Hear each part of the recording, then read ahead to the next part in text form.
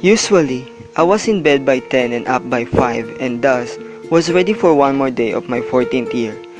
Unless grandmother had forgotten the 15 centavos for the baker down Progreso Street and how I enjoyed jingling those coins in my pocket. It would be an empty fruit jar in the cupboard.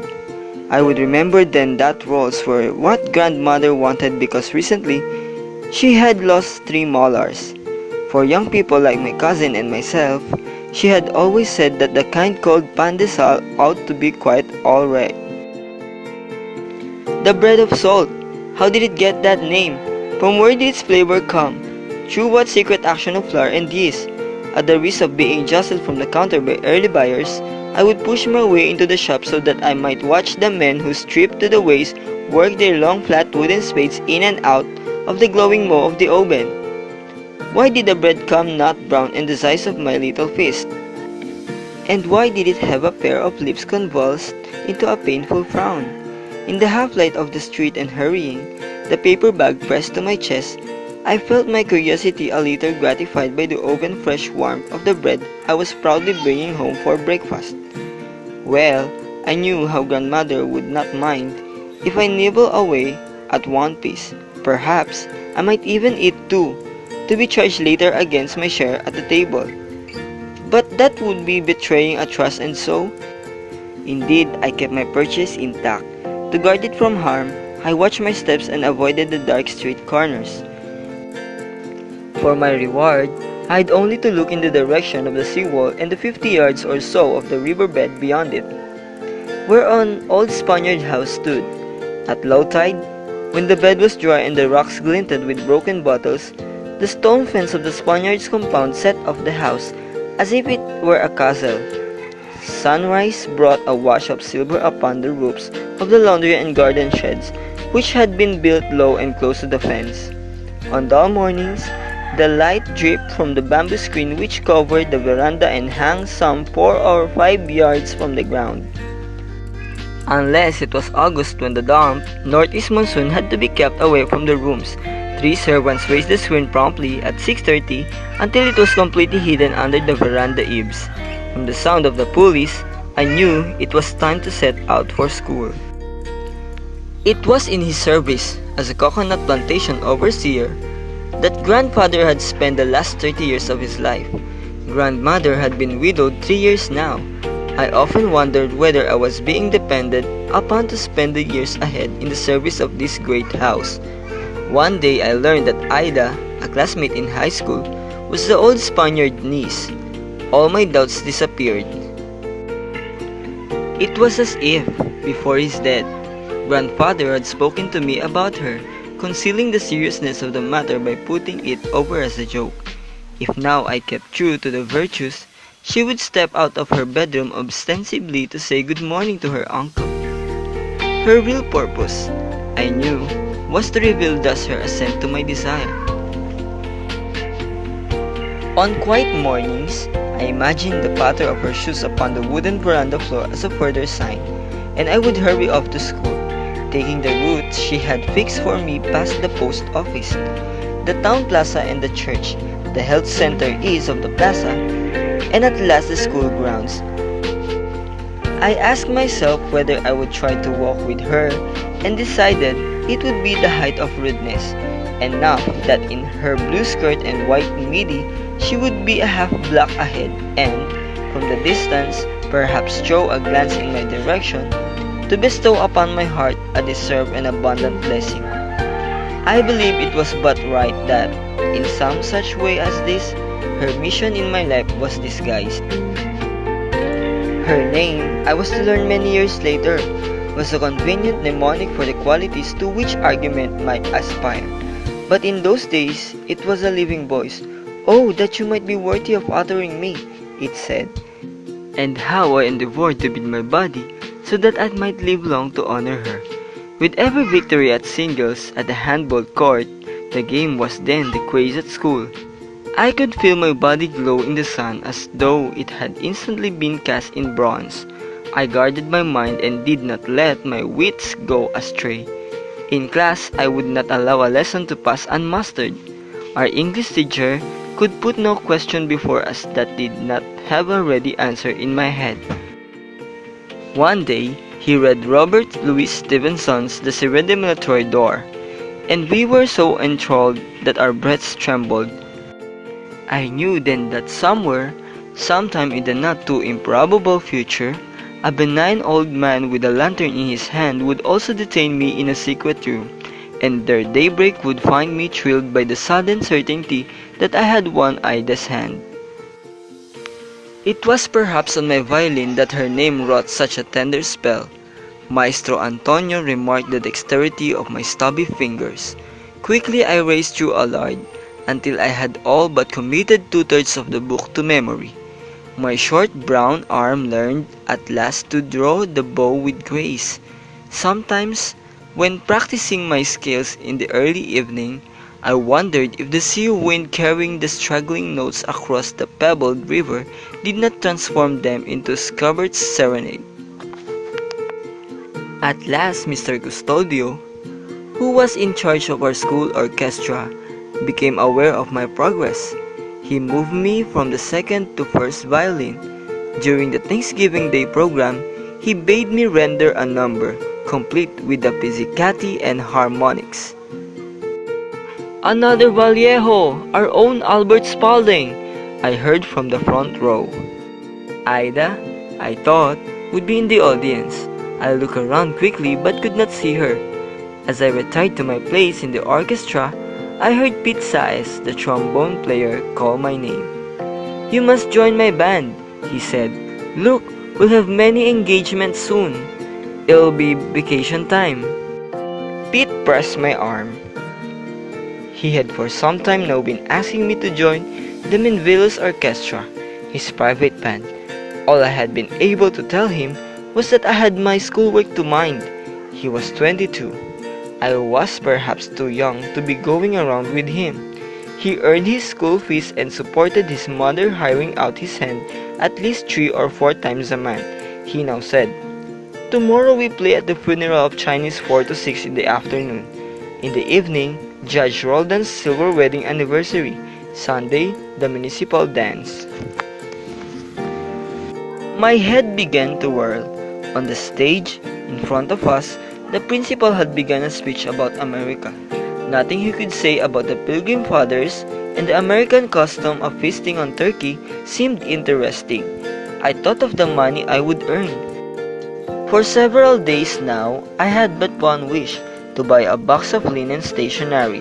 At night when the house was quiet, I would fill the sheets with words that would tell Ida how much I adored her.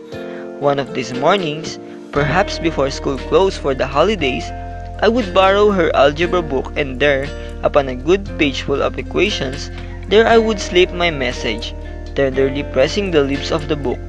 She would perhaps never write back. Neither by post nor by hand would the reply reach me, but no matter, it would be a silence full of voices. That night, I dreamed I had returned from a tour of the world's music centers. The newspapers of Manila had been generous with praise. I saw my picture on the cover of a magazine. A writer had described how many years ago I used to trudge the streets of Buena Vista with my violin in a battered black cardboard case. In New York, he reported a millionaire had offered me a Stradivarius violin with a card that bore the inscription, "In admiration of a genius your own people must surely be proud of." I dream I spent a weekend at the millionaire's country house by the Hudson. A young girl in a blue skirt and white midi clapped her lily white hands and, her voice trembling, cried, "Bravo!"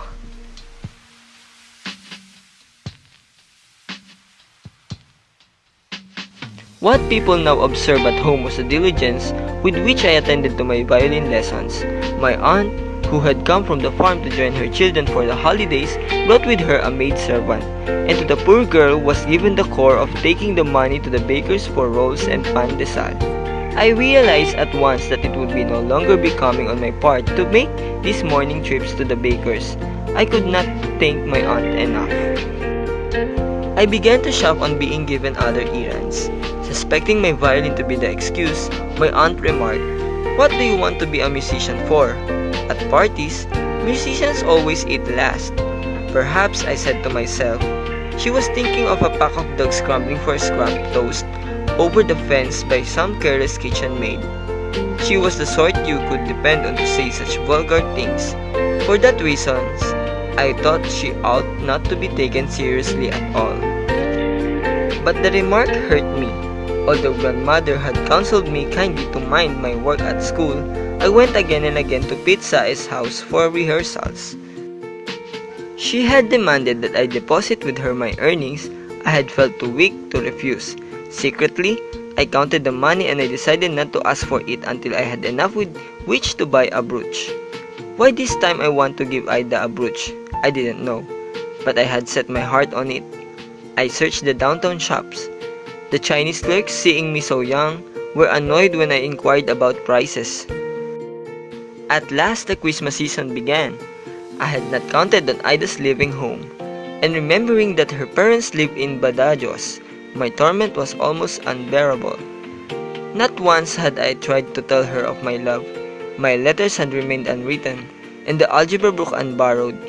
There was still the brooch to find, but I could not decide on the sort of brooch I really wanted.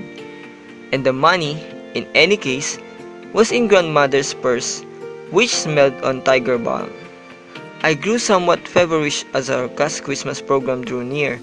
Finally, it came. It was a warm December afternoon. I decided to leave the room when our English teachers announced that members of the class might exchange gifts. I felt fortunate. Pete was at the door, beckoning to me. We walked out to the porch where Pete said he would tell me a secret. It was about an ensalto the next Sunday which the Buena Vista Women's Club wished to give Don Esteban's daughters, Josefina and Alicia, who were arriving on the morning steamer from Manila. The Spinters were much loved by the ladies. Years ago, when they were younger, these ladies studied solfeggio with Josefina and the piano and harp with Alicia. As Pete told me all this, his lip ash gray from practicing all morning on his trombone. I saw in my mind the sisters in their silk dresses shuffling off to the church for the evening benediction. They were very devout, and the Buena Vista's ladies admired that.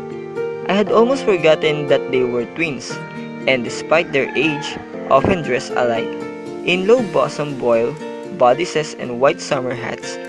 I remembered the pair had attended grandfather's funeral at old Don Esteban's behest. I wondered how successfully they had been in Manila during the past 2 years in the matter of finding suitable husbands.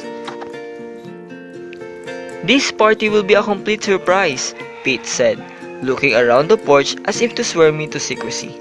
They hired our band. I joined my classmates in the room, greeting everyone with a Merry Christmas jollier than that of the others. When I saw Ida in one corner, unwrapping something 2 girls had given her, I found the boldness to greet her also. "Merry Christmas," I said in English. As a hairbrush and a powder case emerged from the fancy wrapping, it seemed to me rather apt that such gift went to her. Already several girls were gathered around Ida. Their eyes glowed with envy, it seemed to me, for those fair cheeks and the bobbed dark brown hair which lineage had denied them. I was too dumbstruck by my own meanness to hear exactly what Ida said in answer to my greeting, but I recovered shortly and asked, "Will you be away during the vacation?" "No, I'll be staying here," she said. When she added that her cousins were arriving and that a big party in their honor was being planned, I remarked, "So you know all about it?" I felt I had to explain that the party was meant to be a surprise, an ensalto. And now it would be nothing of the kind. Really, the women's club matrons would hustle about, disguising their scurrying around for cakes and candies as for some baptismal party or other. In the end, the Rivas sister would outdo them. Boxes of meringues, bonbons, ladyfingers, and cinnamon buns that only the Swiss bakers in Manila could make were perhaps coming on the boat with them. I imagined the table glimmering with long-stemmed punch glasses, and thrown in that array would be a huge brick red bowl of gleaming china with golden flowers around the brim. The local matrons, however hard they tried, however sincere their effort, were bound to fail in their aspiration to rise to the level of Don Esteban's daughter. Perhaps I thought Ida knew all this, and that I should share in a foreknowledge of the matron's hopes was a matter beyond love. Ida and I could laugh together with the gods. At 7 on the appointed evening, our small band gathered quietly at the gate of Don Esteban's house, and when the ladies arrived in their heavy shawls and trim panuelo, twittering with excitement, we were commanded to play the poet and peasant overture. As Pete directed the band, his eyes glowed with pride for his having been part of the big event. The multicolored lights that the old Spaniards gardeners had strung along the vine-covered fence were switched on, and the woman remarked that Don Esteban's daughter might have made some preparations after all. Pete hid his face from the glare. If the woman felt let down, they did not show it. The overture snuffled along to its climax while 5 men in white shirts bore huge boxes of goods into the house. I recognized one of the bakers in spite of the uniform. A chorus of confused greetings, and the woman trooped into the house. And before we had settled in the sala to play a basket of roses. The heavy damask curtains at the far end of the room were drawn and a long table richly spread was revealed under the chandeliers. I remember that, in our haste to be on hand for the assalto, Pete and I had discouraged the members of the band from taking their suppers. "You've done us a great honor," Josefina, the more buxom of the twins, greeted the ladies.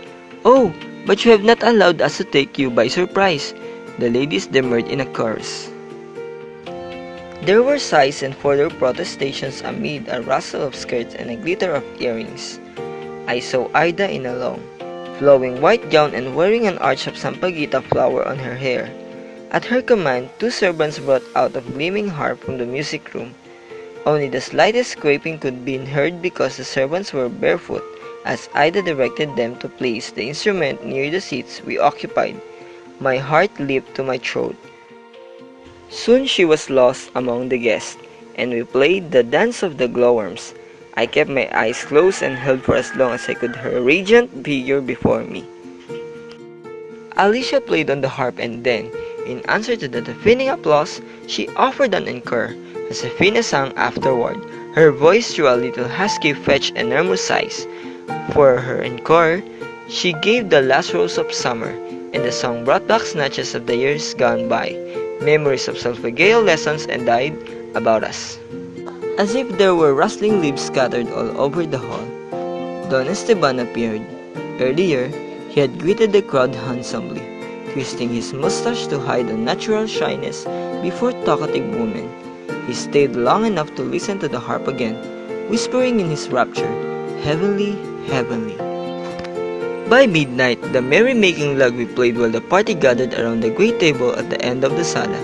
My mind traveled across the seas to the distant cities I had dreamed about. The sisters sailed among the ladies like 2 great white liners amid a fleet of tugboats in a bay. Someone had thoughtfully remembered, and at last Pete signaled to us to put our instruments away. We walked in single file across the hall, led by one of the barefoot servants. Behind us, a couple of hoarse sopranos sang La Paloma to the accompaniment of the harp, but I did not care to find out who they were. The sight of so much silver and china confused me. There was more food before us than I had ever imagined. I searched in my mind for the names of the dishes, but my ignorance appalled me. I wondered what had happened to the boxes of food that the Buena Vista ladies had sent up earlier. In a silver bowl was something I discovered that appeared like whole egg yolks that had been dipped in honey and peppermint. The 7 of us in the orchestra were all of one mind about the feast, and so, confident that I was with friends, I allowed my covetousness to have its way, and not only stuffed my mouth with this and that confection, but also wrapped up a quantity of those egg yolk things in several sheets of napkin paper. None of my companions had thought of doing the same. and it was with some pride that I slipped the pocket under my shirt. There, I knew it would not bulge. "Have you eaten?" I've turned around. It was Ida. My bow tie seemed to tighten around my collar. I mumbled something. I did not know what. "If you wait a little while till they've gone, I'll wrap a big package for you," she added. I brought a handkerchief to my mouth.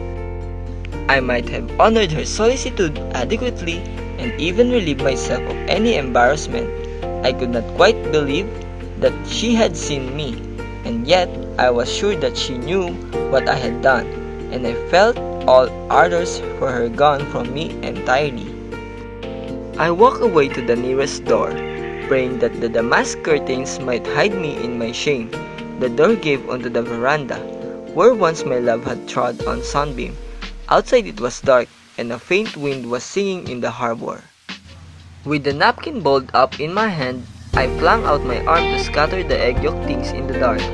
I waited for the soft sound of their fall on the garden shed roof. Instead, I heard a spatter in the rising night tide beyond the stone fence. Farther away glimmered the light from grandmother's window, calling me home.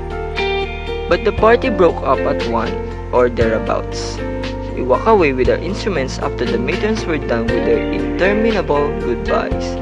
Then, to the tune of Joy to the World, we pulled the Progreso Street shopkeepers out of their beds. The Chinese merchants were especially generous. When Pete divided our collection under a street lamp, there was already a little glow of their bake. He walked with me part of the way home. We stopped at the baker's when I told him that I wanted to buy with my own money some bread to eat on the way to grandmother's house at the edge of the seawall. He laughed, thinking it strange that I should be hungry. He found herself alone at the counter, and we watched the bakery assistants at work until our bodies grew warm from the oven across the door. It was not quite 5, and the bread was not yet ready.